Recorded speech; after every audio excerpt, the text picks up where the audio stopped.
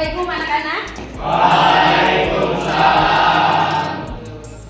Bagaimana kabarnya hari ini? Alhamdulillah, luar biasa.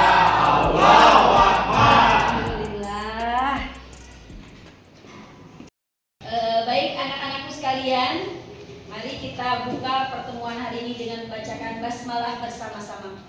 Bismillahirrahmanirrahim. Dan silakan ketua kelas untuk memimpin membaca doa dalam hati saja ya. Siap, enggak? Siap berdoa.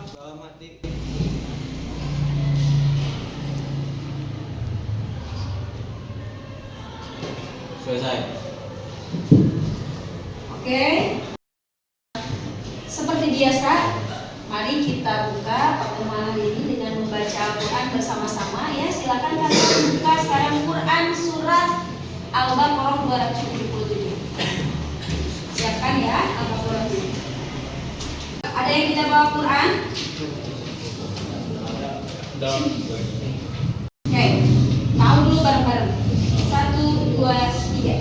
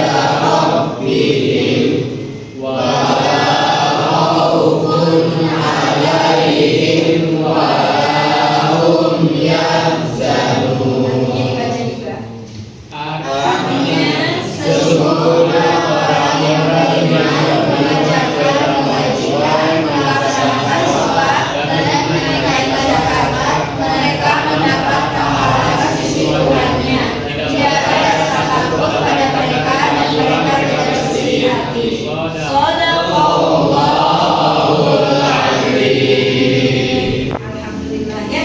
Baik anak-anakku sekalian, alhamdulillah mudah-mudahan bacaan Al-Quran yang kita baca menjadi keberkahan dan penuh dengan kemanfaatan yang menjadikan ilmu kita yang pelajari hari ini menjadi ilmu yang bermanfaat, berkah insya Allah. Amin. Nah hari ini tanggal berapa anak-anak? 19. Bu Siti absen dulu ya. Siap? Ade Ismail hadir? Hadir. Agung Hidayat, Raffi Adiyat Tama. Oke, anak-anakku sekalian, alhamdulillah pada kesempatan hari ini, insya Allah kita masuk ke bab yang kedua di pertemuan kedua ya. Kemarin kita sudah membahas tentang apa itu iman, apa itu syu'abul iman, betul? Dalilnya, kemudian apa lagi? Setelah dalil, cabang-cabangnya, ya. Masih ingatkah siapa yang masih ingat dengan apa itu iman? Saya Bu. Oke, siap. Wafa, apa iman tuh?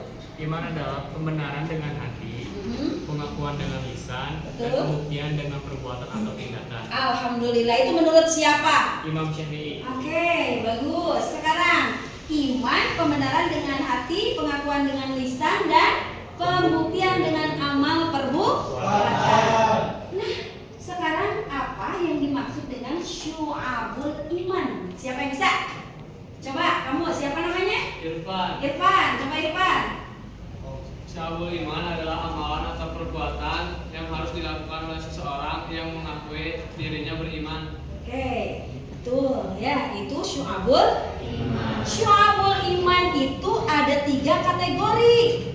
Yang pertama, cabang iman dalam hal hati. Yang kedua, cabang iman dalam hal lisan. Dan yang ketiga, cabang iman dalam hal perbuatan. Siapa yang bisa mencontoh cabang iman dalam hal hati? Tahu apa?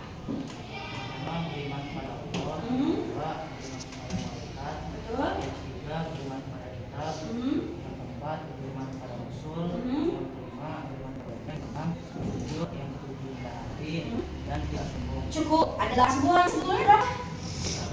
Ada 40, 30.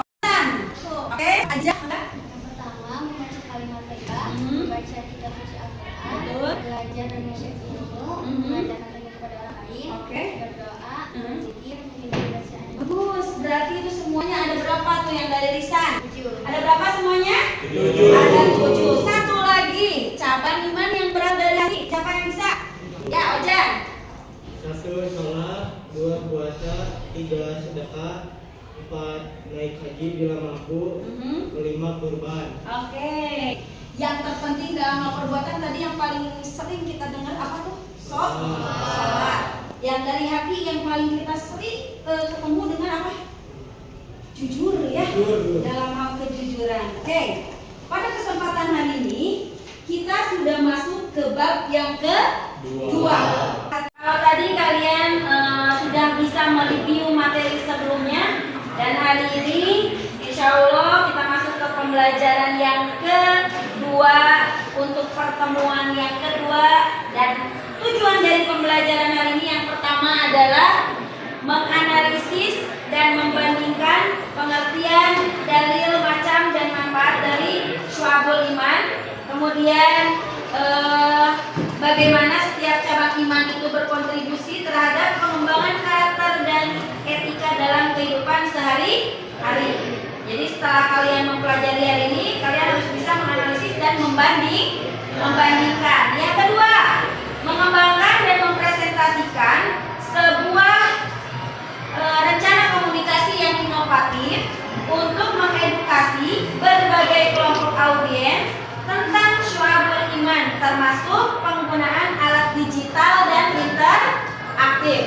Kemudian yang ketiga, jujur itu termasuk cabang iman dalam hal apa? Hati. Kemudian sekarang tentang sholat. Siapa yang selalu mengerjakan sholat? Angkat tangannya. Nah, kalau mengerjakan sholat berarti itu buktinya bahwa kalian memiliki iman dalam hal apa? Dalam hal perbuatan. Oke, sekarang perhatikan di depan. Di depan Bu Siti akan menampilkan ini. Nah, apa ini? Ada sebuah poster sibuk kerja sampai menunda sholat. Siapa yang menjaga sholat maka ia akan mendapatkan cahaya atau petunjuk keselamatan pada hari kiamat. Dan siapa yang tidak menjaganya maka ia tidak mendapatkan cahaya, petunjuk dan keselamatan kelak. Nantinya di hari kiamat dia akan dikumpulkan bersama dengan Korun, Fir'aun, Haman dan Ubay bin Khalaf. Ya, itu tentang sholat. Ini ada masalah bukan? Kalau kamu misalkan menunda karena sibuk kerja, jadi kamu menunda sholat, masalah bukan? Dari masalah ini dihubungkan dengan keimanan, ada nggak kaitannya dengan keimanan? Ada. Nah ini nanti yang akan kalian diskusikan berkaitan dengan syu'abul iman. Itu untuk yang pertama. Nah yang kedua, perhatikan. Yang kedua, digaji berapa sampai rela meninggalkan sholat? Banyak tidak di kehidupan yang nyata orang-orang rela meninggalkan sholat gara-gara kerja? Banyak tidak gara-gara banyak tugas kamu meninggalkan sholat? Banyak tidak? Apakah itu masalah? Apakah itu bisa diatasi? Nah ini permasalahan yang ketiga. Coba kita perhatikan.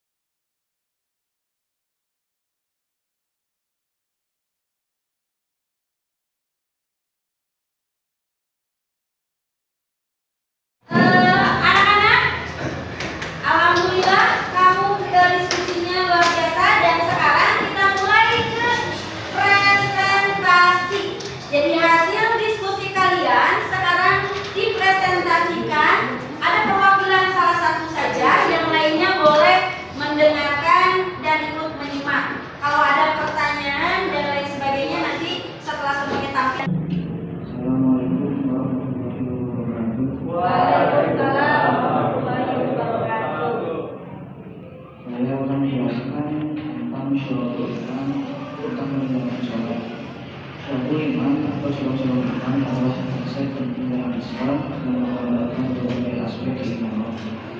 Salah satu contoh iman yang sangat penting adalah sholat wajib lima waktu. Sholat bukan hanya sekedar ritual, tapi merupakan tiang agama membangun karakter dan identitas seorang muslim. Meninggalkan sholat wajib juga berdampak serius terhadap keimanan dan kehidupan sehari-hari seorang muslim. Sholat wajib lima waktu merupakan salah satu cabang iman dan kehidupan Islam. Rasulullah Shallallahu Alaihi Wasallam bersabda bahwa sholat adalah tiang agama. Meninggalkan sholat berarti meruntuhkan sendi-sendi agama. Sholat tidak hanya ritual, tapi juga membangun karakter dan etika seorang muslim. Konsistensi dalam sholat dapat membantu mengembangkan sikap disiplin, jujur, dan bertanggung jawab. Apa yang dimaksud dengan syu'abul iman? Syu'abul iman adalah cabang-cabang iman. Menurut hadis Rasulullah Shallallahu Alaihi Wasallam, apa akibat dari meninggalkan sholat? Akibat dari meninggalkan sholat ialah meruntuhkan sendi-sendi agama. Bagaimana sholat berkontribusi terhadap pengembangan karakter? Berkontribusi dalam meningkatkan tanggung jawab kita. Apa yang menjadi tantangan utama dalam menjadi konsistensi sholat? Pertama, kurangnya waktu. Yang kedua, malas. Yang ketiga, lupa. Bagaimana cara terbaik untuk mengatasi tantangan dalam menjaga konsistensi sholat? Yang pertama adalah membuat pengingat dan jadwal sholat. Kenapa meninggalkan sholat wajib dianggap sebagai dosa besar dalam Islam? Sholat adalah pembeda antara muslim dan kafir, yang berarti meninggalkan sholat adalah meninggalkan kewajiban kita sebagai orang Islam atau sebagai muslim. Yang kedua, bagaimana sholat dapat berkontribusi terhadap pengembangan karakter dan etika dalam kehidupan sehari-hari. Sholat sebagai salah satu bentuk Islam memiliki peran penting tidak hanya sebagai ibadah spiritual, tetapi juga dalam membentuk karakter dan etika dalam kehidupan sehari-hari. Beberapa cara sholat dapat berkontribusi pada pengembangan karakter dan etika, yaitu disiplin, tanggung jawab, kesabaran dan ketekunan, ketenangan, pengendalian diri, rasa syukur dan rendah hati, integritas dan kejujuran. Dengan demikian, sholat tidak hanya meningkatkan kualitas hubungan spiritual dengan Tuhan, tetapi juga menjadi sarana pengembangan karakter, moralitas, dan etika yang positif dalam interaksi sosial sehari-hari. Apa solusi yang dapat diterapkan untuk tetap konsisten menjalankan sholat sebagai perintah Allah Subhanahu wa Ta'ala? Yaitu adalah dengan mengintrospeksi diri, mengingat Allah, mengingat dosa apa yang telah kita perbuat, dan meminta ampunan Allah saat sholat. Terima kasih, mohon maaf jika kesalahan saya ucapkan. Assalamualaikum warahmatullahi wabarakatuh. Waalaikumsalam warahmatullahi wabarakatuh. Kasih aplaus dong buat kita. Jadi apa? Agar kita tidak meninggalkan sholat. Hari ini adakah refleksi yang kalian dapatkan? Ada. Menurut kamu apa yang kamu dapatkan untuk materi pembelajaran hari ini? Untuk pembelajaran kali ini kita dapat mengetahui syu'abul iman atau cabang-cabang iman. Yang pertama yaitu syu'abul iman hati dengan hati. Untuk dengan hati kita harus bersikap jujur. Setelah melakukan pembelajaran dari awal sampai akhir, kamu mengetahui tadi ada permasalahan tentang mencontek. Menurut kamu mencontek itu bagus atau tidak? Jelas tidak ya. Tapi kadang-kadang kita selalu melakukannya. Nah, apa yang harus kita lakukan agar kita tidak mencontek? Satu, belajar pastinya. Yang kedua, disiplin. Ketiga, kita harus lebih yakin bahwa malaikat raqib dan malaikat atid ada di samping kita, mencatat apa yang kita lakukan. Mata Allah ada di mana-mana, betul tidak? Jadi hindari mencontek karena